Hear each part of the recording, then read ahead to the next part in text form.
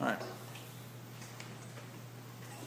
Okay, so we know that every table, every record in every table has a primary key.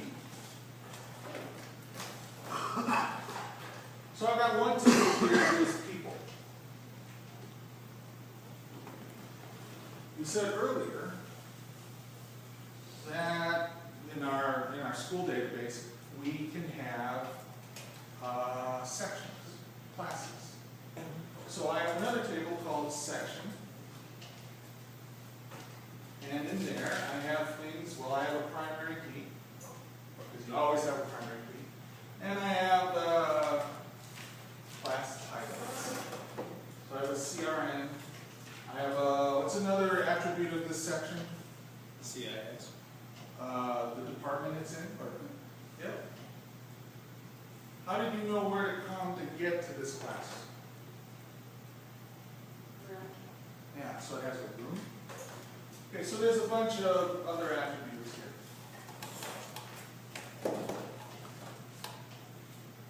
So now I've got a table that's filled with sections. Well, I want to find out who is in which section. Now, if I went through and I said, well, I'm just going to store that as an attribute, then the first time you took more than one section, I'd have to make another column for your other class. And if you took another class, I'd have to have another column. And there's no way I could know how many columns I needed. And I'm sure it's not going to store two things in one cell. That's just crazy. I'm going to store one thing in one cell. So I need to have some way of storing any number of sections, because a student attends 0 or many sections. Remember, I don't care how many you take. I have to store as many as you give me. So the way I'm going to do that is I'm going to store the section you're in's primary key. And the way that you see that, so here I've got a section, here I've got a section, here I've got a section, is I take this primary key and I store it over here as a foreign key.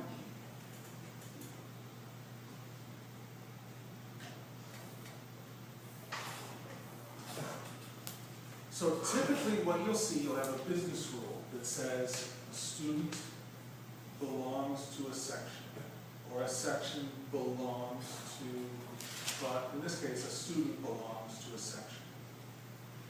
That means, and this is the secret decoder ring for this, that means that a student has a foreign key to a section. If you see the words belongs to, if you use the words belongs to, it means that that table gets a foreign key. This is a big deal.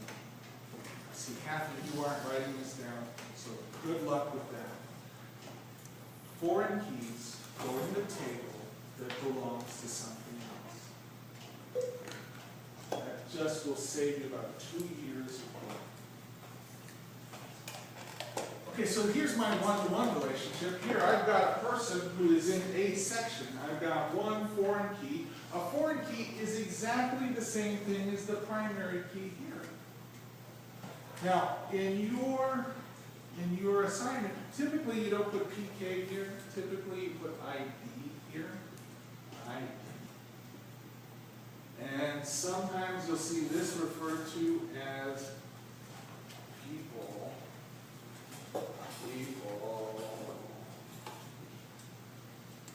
Number ID, or people ID or something. That's a convention where everybody says, well, my primary key is the name of my table plus the word ID. And so you can say, well, what's the foreign key in section here? Well, the foreign key is